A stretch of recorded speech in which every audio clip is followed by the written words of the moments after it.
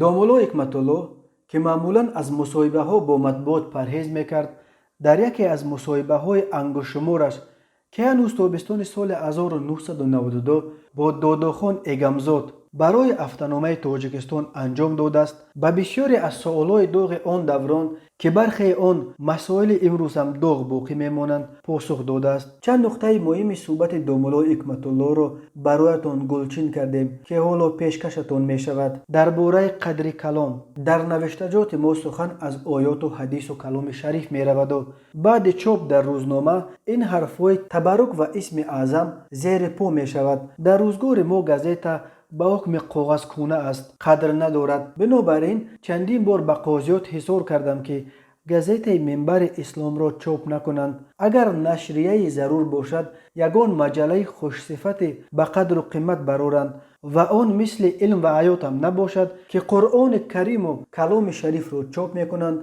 онро ҳар шахси бетаҳорат метавонад варақ занад. ин гуноҳи азим аст. дар бораи куфрони неъмат ҳоло барои омӯзиш қариб ки кулли шароит муҳайёст, вале дигаргунӣ дида намешавад. ба ҷои он ки намозхун зиёд шавад, шаробнӯшон афзудаанд. шарму ҳаё кам, зуду риё зиёд гашта ва мутаносибан пеш арзонию фаровонӣ буд. ҳозир қиматию қатъии дунболгири мост. ҳам сабаби зоҳирӣ ва ҳам амри маънавии ин ҳолат куфрони неъмат аст. худованд ба мо аз аввал намозу рӯза, шарму ҳаё, иззату эҳтиром ато фармуда ва агар баръакс рафтор кунем пушаймон мешавем. инро ҳаргиз набояд фаромӯш кард. дар бораи ҷанги бародаркуш ин фоҷиа маро ҳам хуни ҷигар кардааст. пайваста фикре мекунам ки ин ҳолро сабаб чисту тадбири халосӣ кадом аст. имрӯз дар ин бора ҳар касе ҳарчи хоҳад мегӯяд.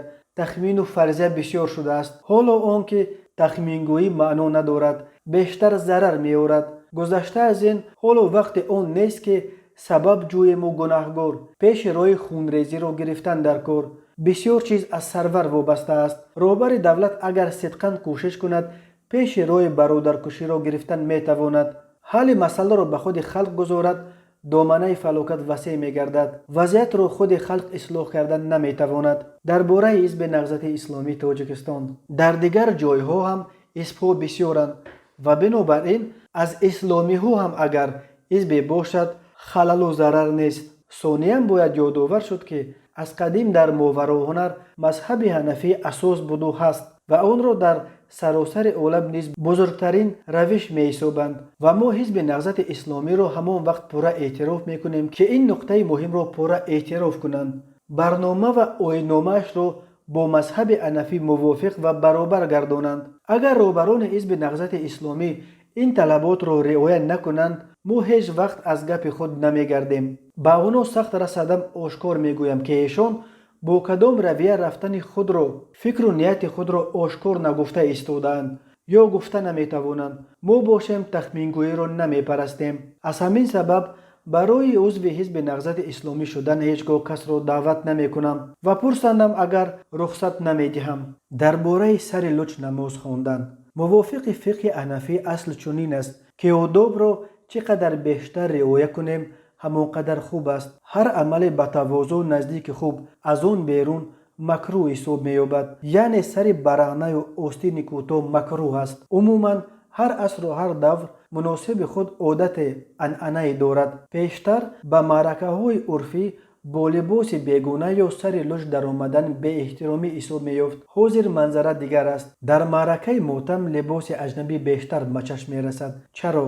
сабаб он аст ки мо чанд муддат зери таъсири ғарб будем дар итоати душманони дину мазҳаби худ ва оне ки имони мустаҳкам надошт, дасти таслим боло бардошт. ва агар инро тақлид гӯем, он хатои хатарнок аст. баракату баҳра надорад ва моро аз асли хеш дур мегардонад. дар амал мо бояд ки барои бегонаҳо фирифта нашуда, таълимоти анъанаи бузургу ниёгонамонро зинда ва пос дорем. дар куҷое набошем, ҳурмати намозро бояд дар ёд дошта бошем ва талаботи онро мисли падару бобоёни худ иҷро кунем.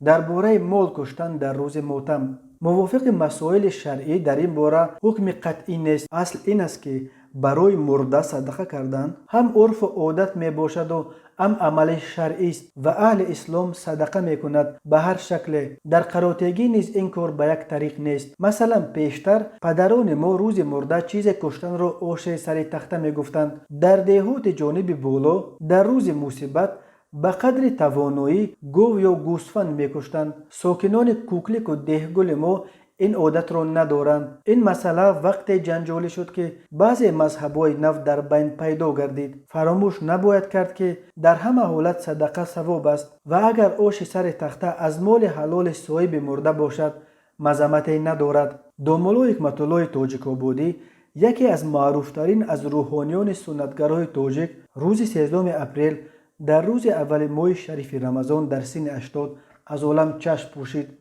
او را روز 14 اپریل در زادگاهش در دهه قلمان نویه تاجیک آباد به خاک سپاریدند.